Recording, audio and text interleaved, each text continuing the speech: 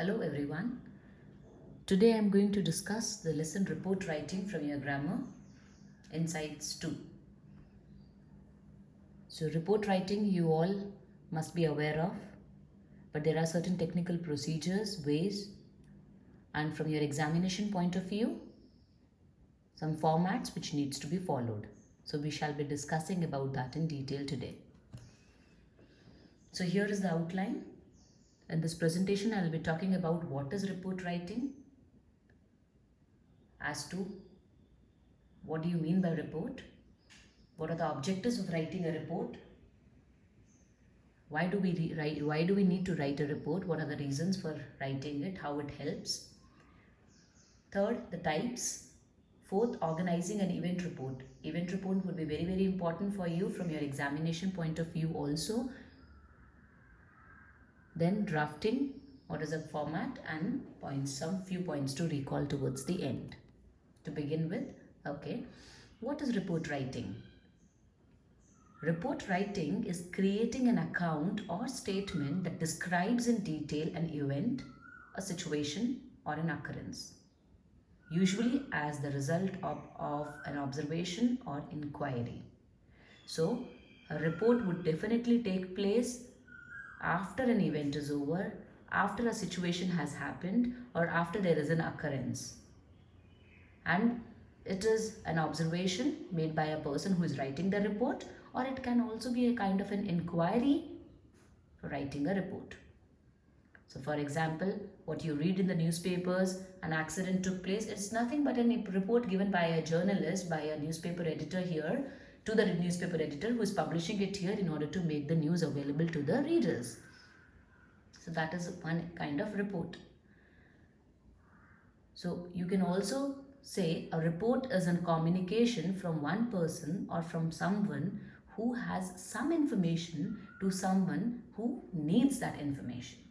So I give you an example. For an accident which has been reported in the newspaper, the journalist had got that information where he is or she is sharing that information with the readers who needs it, who needs to know what is happening around them. Another example, that you might write a report on the college annual day function.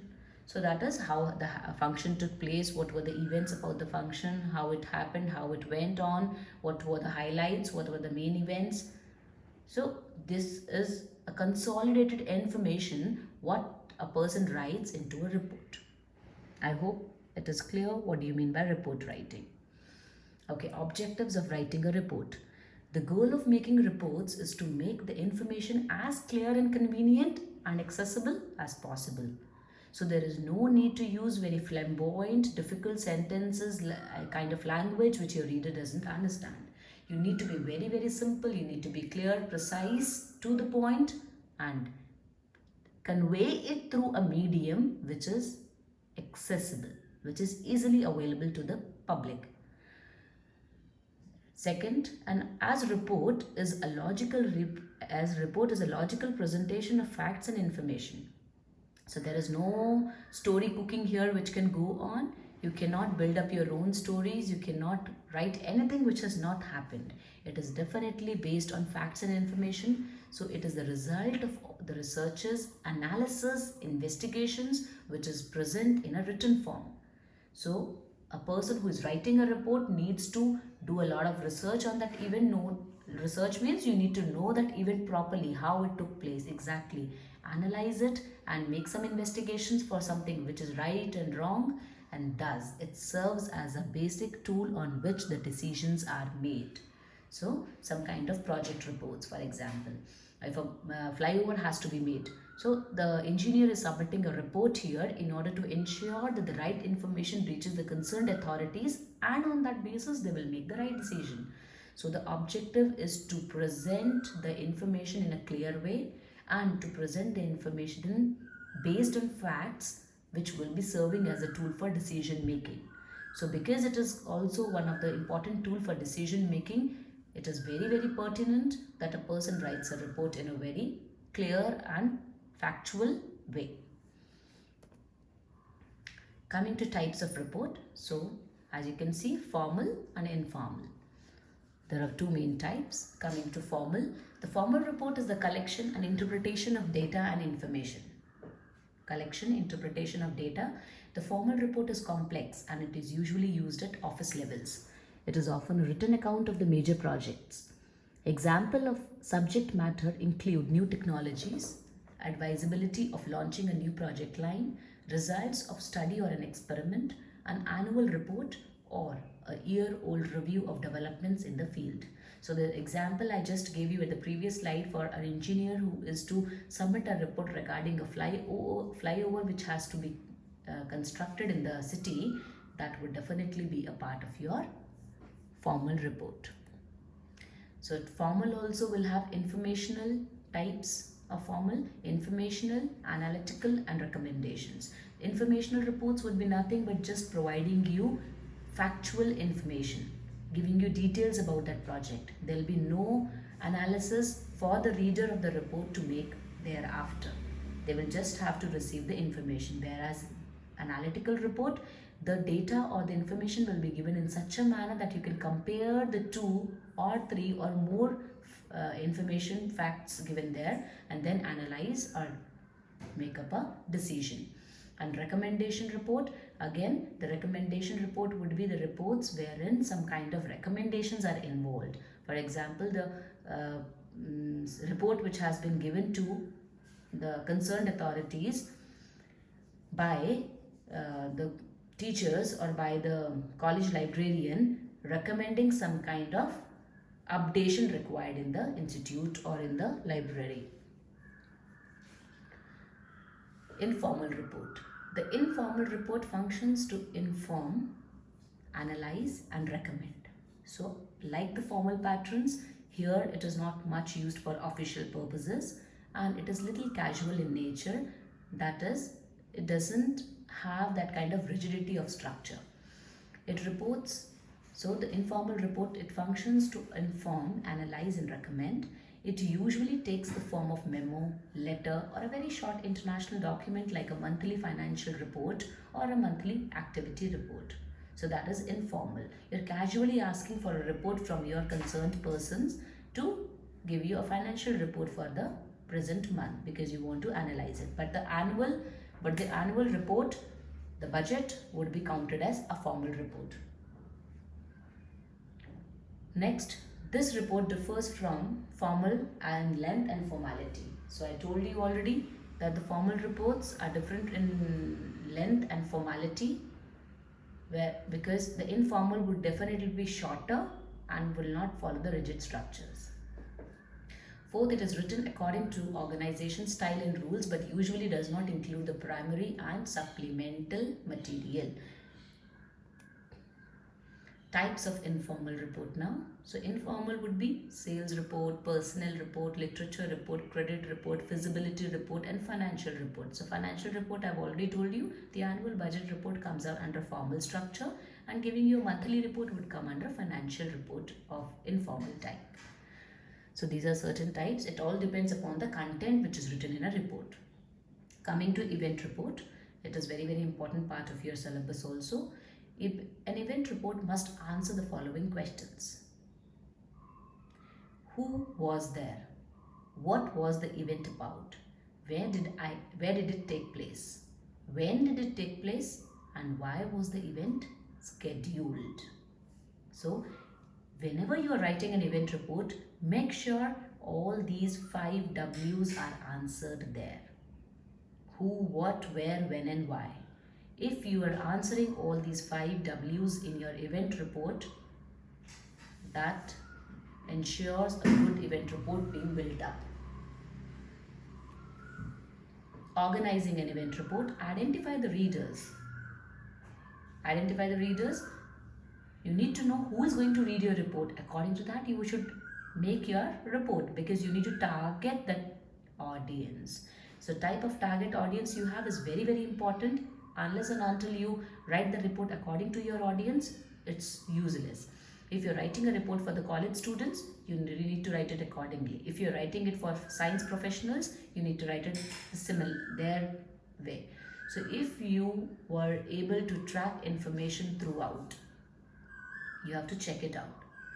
If you are getting the entire information of the event which has taken place, perfect, your event report will be a hit.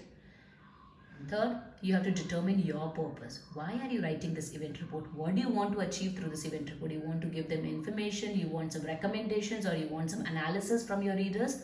You need to decide that, and accordingly you will be framing your points. Fourth, do not just include every single information, because that would be unnecessary. So you have understood the entire event, right? You have a lot of data and factual information, but you cannot write all of it in the event report because there is always a word limit to it, and therefore you have to decide which is the unnecessary information which you have to skip. If you do not do so, it looks like an essay. So your event report should be a report, clear, concise, brief, to the point, and not like an essay. Draw valid conclusions and draft the final report for the target audience. This is how you organize. These are the steps you need to follow, apart from ensuring that you answer the 5 W's. What were the 5 W's? You remember? Who, what, where, when, and why. So after answering this, along with that, you have to ensure that you are organizing a report following these points. What is the format? Although there is no set format for writing a report, however, there are general sections that can be included. Unlike essays, the reports are written in sections with headings and subheadings, which are usually numbered. So you can write it as heading and subheadings also if it is a report for a bigger media. There are numerous possible formats available for writing a report, and it mostly depends on the context of topic. As I told you, you have to see the context of your topic. If you're writing a report for the college event, it will be a very small one. There will be no lengthy headings and subheadings involved.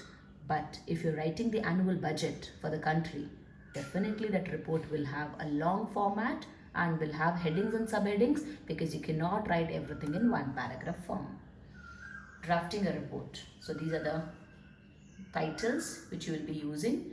First title page, it should be including the title, your name and the name of your teacher to whom you are submitting, your course, department, name and the organization.